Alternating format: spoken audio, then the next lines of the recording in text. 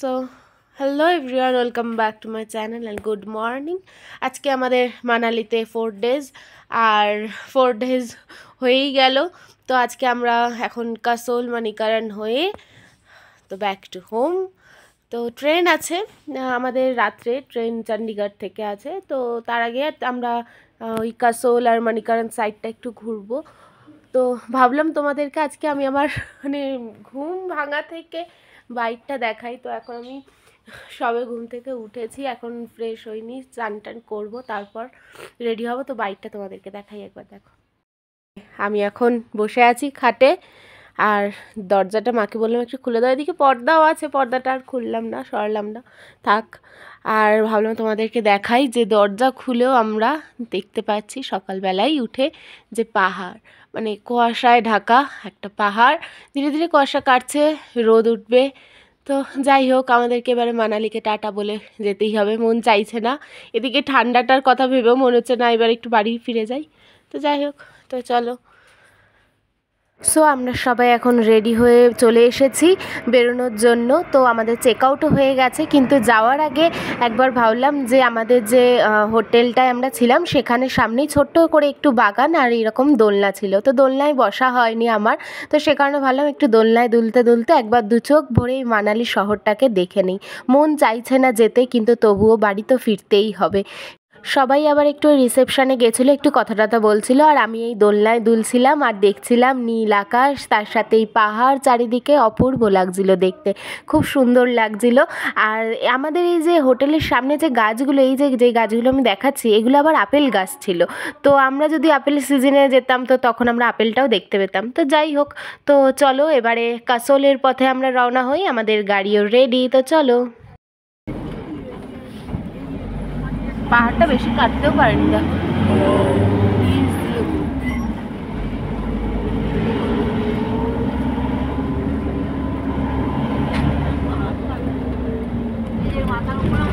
মাথার উপরে পাহাড়।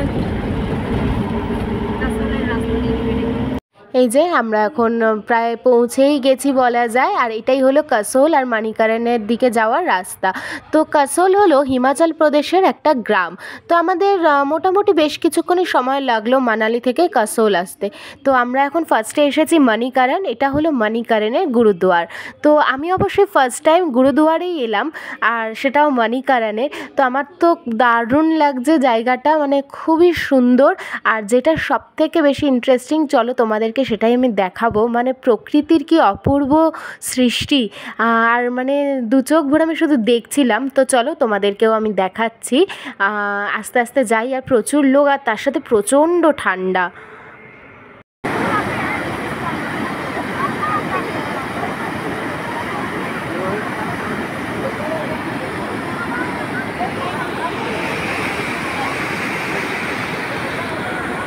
এই যে ইন্টারেস্টিং বিষয়ের কথা আমি বলছিলাম, সেটা হলো এই যে হট স্প্রিং, মানে এখানে এই যে ঠান্ডা জলের স্রোতের পাশেই ঠিক গরম জল, যেটা প্রাকৃতিকভাবে সৃষ্টি। আর এখানে যে শুধু গুরুদুয়ার আছে তাই নয়, এখানে ওই যে দেখো দূরে দেখা যাচ্ছে একটা সাদা রঙের মন্দির, সেটা হলো শিব পার্বতী মন্দির। আমাদের আর সময় হয়ে ওঠেনি, সে কারণে আমরা আর সেখানে যেতে পারিনি, কিন্তু মন্দিরটাও খুব সুন্দর, মানে দূর থেকেই দেখা যাচ্ছে। আর ওই যে দূরে দেখো, ওখানে সবাই গরম জলে স্নান করছে। গুরুদুয়ারের ভেতরে গরম জলের ব্যবস্থা করা ছিল, যেখানে মানুষ স্নান করছে। এই জলকে এখানে পবিত্র হিসেবে মানা হয়। তো আমরাও একটু জল মাথায় ছিটিয়ে নিয়েছিলাম। গুরুদুয়ারের ভেতরটাও খুব সুন্দর, মানে এখানে এসে যেটা হচ্ছিল সেটা হলো মনটা একদম শান্ত হয়ে গেছিলো, কারণ পুরো পরিবেশটাই ছিল শান্ত। আর যেটা কানে বাজছিল সেটা হলো এই যে জলধারা বয়ে যাচ্ছে, যে জলের স্রোত, সেটার শব্দ অপূর্ব মধুর লাগছিল যেন। আমার তো মানিকারণ খুবই ভালো লেগেছে। তো তোমরা যারা আসবে ভাবছো তাদেরকে বলবো অবশ্যই এসো, কারণ মানিকারণ কিন্তু জায়গাটা অপূর্ব। তো যারাই আসবে তাদেরই খুব ভালো লাগবে। এখন মানিকারণ থেকে বেরিয়ে এসেছি, বেরিয়ে এসে এখন এখানে একটা স্ট্রিট ফুড ট্রাই করছি। এটা इसका नाम क्या है? बंचने बंचने बंचने बंचने स्ट्रीट फूड। अच्छा, হ্যাঁ হ্যাঁ ওই দেখ দেখ, এই যে বঞ্চনে, আমরা এইটাই খাবো। আরও অনেক কিছু আছে, তো এটা আমার খুব ইচ্ছা ছিল ট্রাই করার স্ট্রিট ফুডটা। তো দেখি কেমন খেতে। যে এটাই হলো বানচানা, এরকম চানা দিয়ে পুরো চানা মাখা, হ্যাঁ ফেমাস আছে। আর এটা আলু দিয়ে একটা আমরা খেয়ে বলি কেমন হয়েছে, খেয়ে দেখ। দিদি খাচ্ছে, তারপর তোমাদের বলছি কেমন খেতে। হ্যাঁ ভালো খেতে বলছে, ভালো খেতে, আলু কাবলি টেস্ট আছে না, আলু কাবলির মতন খেতে বলছে। বানচানা কিন্তু খেতে দারুণ, তোমরাও যারা আসবে অবশ্যই ট্রাই করো। এইরকম গোল্ডেন হাঁড়িটা যেখানেই দেখবেন উল্টানো আছে, ওটাই বানচানা, দারুণ খেতে। এটা আমরা এখানে কাসোলের নেচার পার্কে এসেছি এখন। তো কাসোলে তো তেমন কোনো দেখার কিছু নেই, ওই জাস্ট নদীটা যে যাচ্ছে সেখানেই সাইট সিন ওইটাই করার। তো চলো আমরা ফার্স্টে ওখানে যাই, দিদি ওইখানে ওই যে রিলস করছে, আমরা এবার হাঁটতে হাঁটতে পার্কের ভেতরে যাই, আরও সুন্দর সুন্দর সাইট সিন তোমাদেরকে দেখাবো, তো তোমরা দেখতে থাকো। আসলে কাসোলে মানে খুবই ভালো ভালো ক্যাফে আছে, মানে এখানে যদি তোমরা এনজয় করতে চাও কাসোলে এসে, তো আমি বলবো যে তোমাদের বেস্ট হবে যদি একটা ক্যাফেতে তোমরা যাও। তো আমরা আর ক্যাফেতে যাইনি, কারণ আমাদের যেহেতু ট্রেনের একটা টাইমিংয়ের ব্যাপার ছিল, সে কারণে আমরা এই পার্কটাতেই এসেছিলাম যা একটু কয়েকটা ফটো টটো তোলার জন্য। তো ডুগুরও একটু বেশ মজা পাচ্ছিল পার্কে, তো এই যে দোলনা টোলনা চড়ছে, তো আমরাও কয়েকটা ফটো টটো তুলে আবার তাড়াতাড়ি গাড়িতে উঠে পড়েছিলাম, তার কারণ আবার দেরি হয়ে গেলে আমাদের তখন ট্রেন মিস হয়ে যাবে।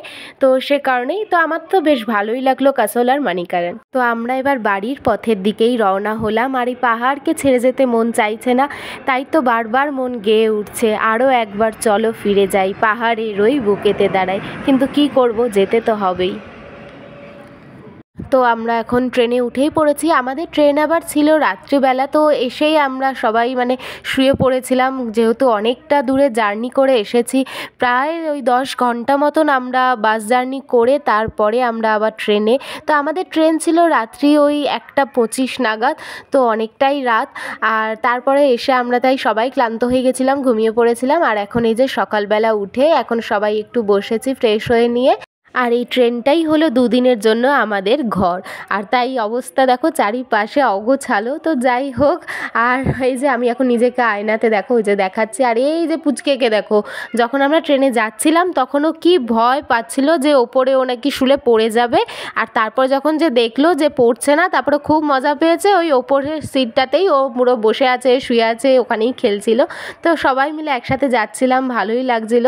তো যাওয়ার সময় তো খুব আনন্দ হচ্ছিল, কিন্তু এখন যখন ফিরছি মনটা খুব খারাপ লাগছে, কিন্তু অনেক দিন পর আবার বাড়ি ফিরবো, সে কারণে আবার খুব আনন্দও হচ্ছে। আর এই যে মা এখন এখানে পান সাজাচ্ছে বসে বসে, আর আমি তাই ভিডিও করছি, অর্ধেক লোক এখনও ঘুমাচ্ছে। এই যে আমি এখানেই শুয়েছিলাম, ওখানে আমার জ্যাকেটটা খুলে রাখা আছে, আর এদিকে আবার অন্যান্য লোকেরাও শুয়েছে। যেহেতু এই বেশি দূরের জার্নির এই দূরপাল্লার ট্রেনে আমার বলা যায় এটাই ফার্স্ট টাইম। এর আগে আমরা দার্জিলিং গেছিলাম ঠিকই, কিন্তু এতদিন লাগেনি।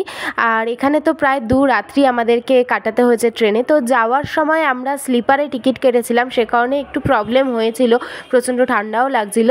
কিন্তু ফেরার পথে আমাদের টিকিটটা এসিতে ছিল, সে কারণে আর কোনো প্রবলেম হয়নি। আর আমি ফার্স্ট টাইম আবার এসিতে মানে ট্রেনে উঠলাম, তো আমার তো বেশ ভালোই লেগেছে। আর এই যাই এখন আমি একটু ভালো নিজেকেও দেখাই কি পরিস্থিতি। তো যাই হোক, খুবই ক্লান্ত লাগছে সবাইকেই, আর এতটা পথ জার্নি করে আসা, তার সাথে একটু মন খারাপ।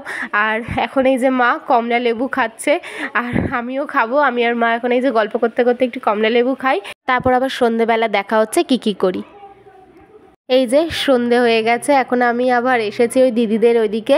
তো এখন বসে বসে আমরা চকলেট খাচ্ছি, এই যে দিদি ও হাসছে, আর আমি আর মা এখন এই যে চকলেট খাচ্ছি, সবাই মিলে একটু টুকটাক খাওয়া দাওয়া করছিলাম।